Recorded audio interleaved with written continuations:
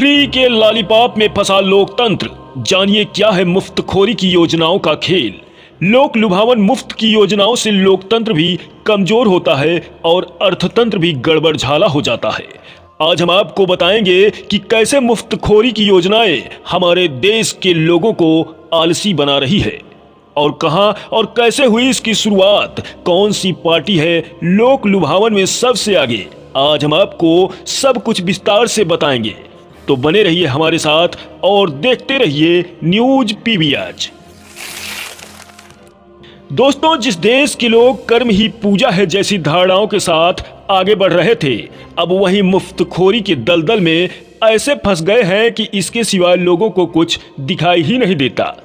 कर्म ही पूजा मानने वाले देश में वोटों की राजनीति के चलते चुनावी वादों के रूप में मुफ्त में खाद्य सामग्री से लेकर दूसरी वस्तुएं बांटने का जो दौर चला है, ये साफ इशारा करता है कि इस देश का लोकतंत्र फ्री के लॉलीपॉप में पूर्ण रूप से फंस चुका है।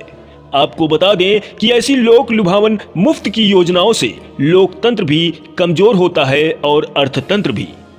इसके बहुत से नुकसानों में से सबसे अहम बात जो है वो ये कि मुफ्तखोरी की आदत के चलते ही लोग आलसी होने लगे हैं। लोग अब काम करना नहीं चाहते हैं। आज अगर फसल काटने के लिए मजदूर ढूंढा जाए तो मजदूर नहीं मिलता। चलिए अब बात करते हैं कि मुफ्तखोरी की शुरुआत आखिर कहां से और कैसे शुरू हुई। तो आपको बता दें, दरअसल इसकी व्यापक स्तर पर शुरुआत होती है मनरेगा से। यह योजना जिस उद्देश्य के लिए बनी थी वो मकसद भले ही अच्छा था, लेकिन इसकी परिणति मुफ्तखोरी पर आकर टिक गई। इसके बाद राजनीतिक पार्टियों ने सत्ता के लिए मुफ्त की योजनाओं को अपना सबसे बड़ा हथियार बना लिया। विभिन्न राज्यों में किसानों की कर्ज माफी से शुरू हुआ यह सिलसिला अब मुफ्त उपहारों में तब्दील हो चुका है और इन मुफ्त प्रलोभनकारी योजनाओं की शुरुआत हुई दक्षिण भारत के राज्यों से। जी हाँ, दक्षिण के राज्यों में यह प्रवृत्ति सबसे पहले पनपी थी, जहां साड़ी और प्रेशर कुकर से लेकर टीवी वॉशिंग मशीन तक मुफ्त बांटी जाने लगी।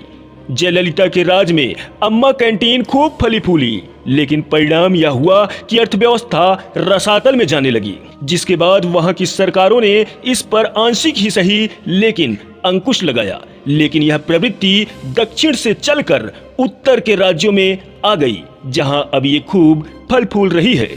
मुफ्त की योजनाओं का लॉलीपॉप देने में आम आदमी पार्टी सबसे आगे है।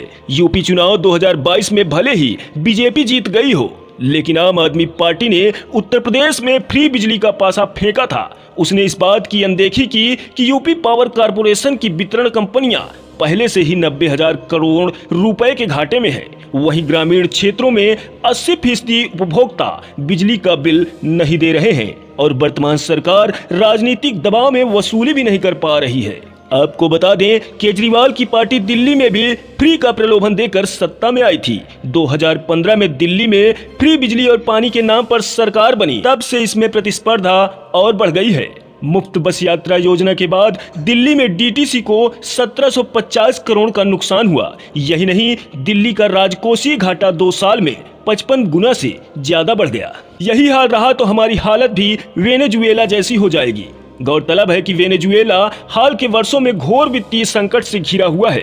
रोजमर्रा की जरूरत के लिए वहां मारकाट हो रही है। वहां के वर्तमान हालात के लिए मुफ्तखोरी ही जिम्मेदार है। एक समय था वेनेजुएला सबसे अमीर देशों की श्रेणी में था। पेट्रो उत्पादों के बदौलत देश में आ रही संपत्ति को सही से इस्तेमाल करने के बजाय वहां के शासकों ने जनता को मुफ्तखोरी की आदत डाल दी।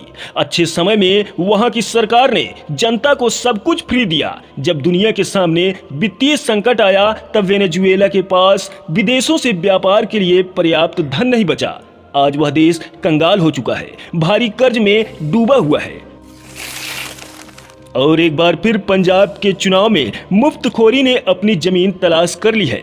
केजरीवाल का फ्री मॉडल पंजाब में असर कर गया। इसी तरह से फ्री राशन योजना ने भी लोगों को खूब लुभाया।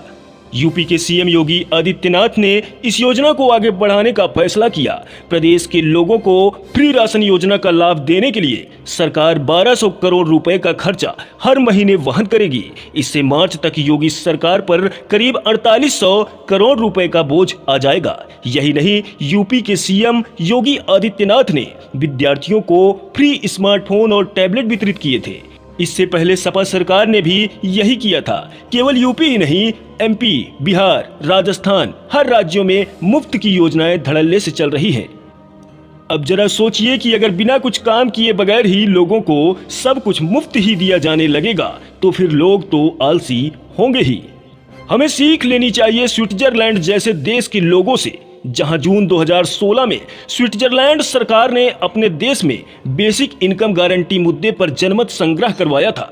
इसमें हर वयस्क नागरिक को बिना काम भी करीब 1.5 लाख रुपए प्रतिमाह देने की पेशकश की गई, परंतु यहां के 77% नागरिकों ने मुफ्तखोरी को ठुकरा दिया।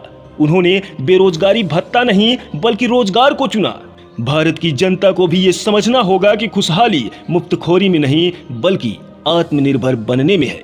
दोस्तों, अगर हमारी सलाह अच्छी लगी हो तो इस वीडियो को ज्यादा से ज्यादा अपने दोस्तों के साथ शेयर करें और देश में चल रही ऐसी प्रलोभनकारी नीतियों का बहिष्कार करें ताकि हमारे देश के लोग मुफ्तखोर नहीं बल्कि कर्मयोग के रास्ते पर चलकर देश के भविष्य को उज्जवल बनाने में अहम भूमिका अदा कर सकें। नमस्कार।